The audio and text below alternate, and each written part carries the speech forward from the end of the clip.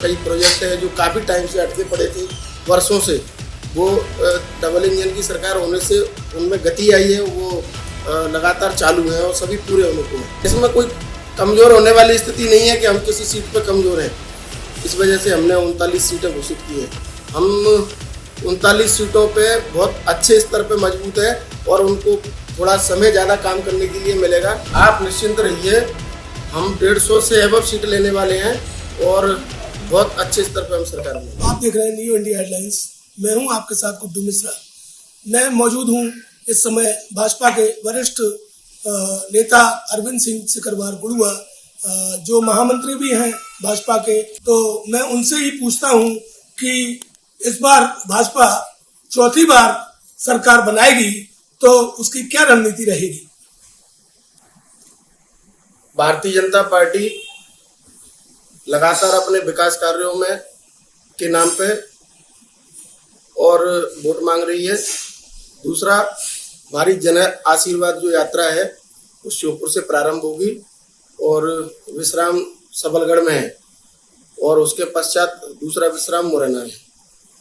तो भारतीय जनता पार्टी बहुत अच्छी तरह मजबूत है, कहीं कोई समस्या नहीं है। आप पिछले 5 सालों से आपके जोरा में आपकी ही पार्टी के विधायक हैं। उन्होंने ऐसे क्या काम किए हैं क्षेत्र में कि जिससे जनता आपको वोट करे? नहीं, देखिए, विकास कार्यों की बात करें तो शायद हमारे 34 संभाग की 34 सीटों में सर्वाधिक विकास जोरा में हुआ है। लेकिन कहीं कोई एंटी इनकम्बेंसी होती है थोड़ा बहुत, तो वो तो चलता है, उसमें कोई विशेष बात नहीं है। जोरा में हम बहुत अच्छी स्थिति में है, कहीं कमजोर नहीं है। देखने में आ रहा है कि जोरा के जो वर्तमान विधायक हैं उनके कई ऐसे वीडियो सोशल मीडिया में भी वायरल हुए हैं कि जहां वो कह रहे हैं महिलाओं से शराब की दुकानें हमारी हैं, ठीक है, फलाना काम हमारा है, और ऐसे कई वीडियो वायरल हुए हैं। उसका आप क्या इफेक्ट मानते हैं कि इस चुनाव में? देखिए, राजनीतिक रूप से कई चीजें ऐसी चलती रहती हैं जो भारतीय जनता पार्टी के लोगों को बदनाम करने के लिए या वैसे बनाई जाती है, तो उसका कोई असर रहने वाला नहीं है। भारतीय जनता पार्टी जोरा में बहुत अच्छे स्तर पर मजबूत है और हम पुनः दोबारा से बहुत भारी मतों से वहां से चुनाव जीतेंगे। आपकी ऐसी क्या रणनीति रहेगी जो पूर्ण बहुमत में भाजपा मध्य प्रदेश में है? देखिए, हमने नीचे तक काम किया है। हमने बूथ स्तर पे, शक्ति केंद्र स्तर पे और अपने मंडल स्तर पे और हितग्राहियों के बीच सर्वाधिक काम आप सारे राजनीतिक दलों को देखें तो भारतीय जनता पार्टी का है। तो उसकी हमें ताकत है, हम उससे जरूर जीतेंगे। 2018 के चुनावों में जो कांग्रेस जीती थी, वहां कहीं ना कहीं सिंधिया जी ने आपको समर्थन देके भाजपा की दोबारा सरकार बनवाई। आप क्या समझते हैं इस बार सिंधिया जी का इसमें क्या प्रभाव रहेगा? नहीं, सिंधिया जी हमारे बहुत वरिष्ठ नेता हैं। दूसरा, अब सिंधिया जी कांग्रेस के साथ तो है नहीं, अब वो भारतीय जनता पार्टी के वरिष्ठ नेता हैं और उनकी ताकत भी हमें मिलेगी। हम उसी ताकत से यहाँ इस पूरे रीजन में, पूरे अंचल में बहुत बहुमत से जीते हैं। जो अभी केंद्रीय नेतृत्व भाजपा का जन आशीर्वाद यात्रा निकालने जा रहा है, तो ऐसी क्या आवश्यकता आन पड़ी कि उनको जन आशीर्वाद यात्रा निकालनी पड़ रही है? क्या उनको अपने आप पर भरोसा नहीं?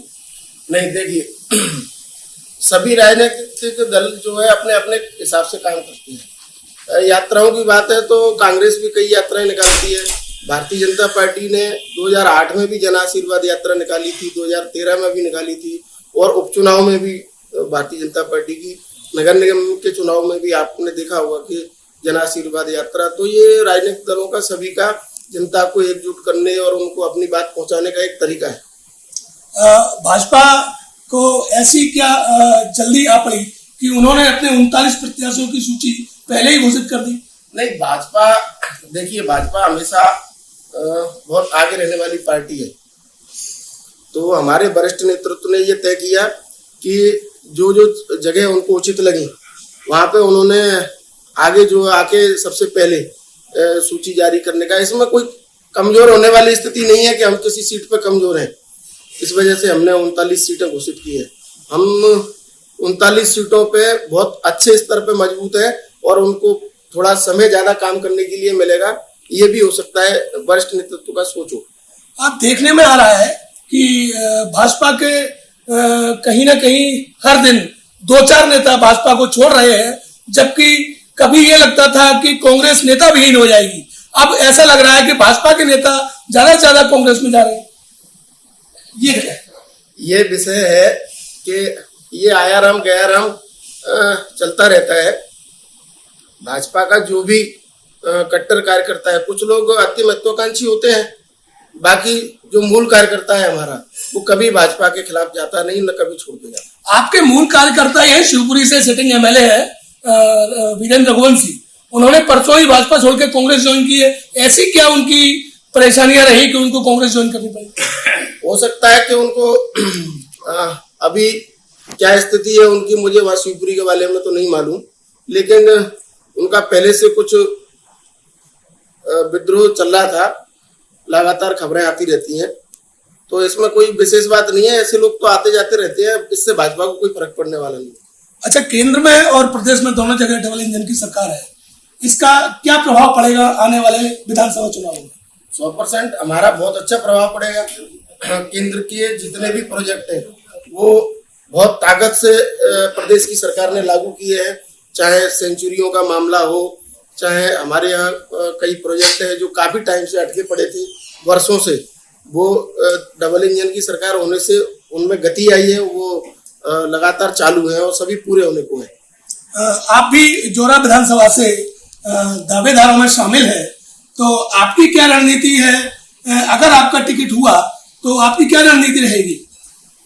देखिए, भारतीय जनता पार्टी में दावेदारी तो सभी कार्यकर्ताओं का अधिकार है करने का, लेकिन नेतृत्व अब किसको मौका देता है, तो उसके लिए हम लोग एक जी जान से एकजुट के, यदि मुझे प्रत्याशी बनाती है तब भी और किसी दूसरे को बनाती है तब भी हम एकजुटता से चुनाव लड़ेंगे पूरी ताकत से। इस बार भाजपा कम से कम मध्य प्रदेश में कितनी सीटें लेकर आई?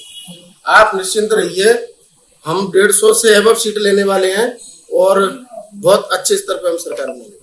ने सुना, ये थे अरविंद सिंह सिकरवार, जो भाजपा के महामंत्री भी हैं जिले के और जन आशीर्वाद यात्रा के प्रभारी भी हैं।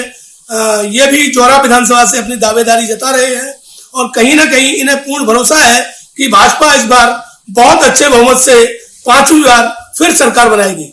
मैं न्यू इंडिया हेडलाइंस के लिए जोरा से गुड्डू मिश्रा।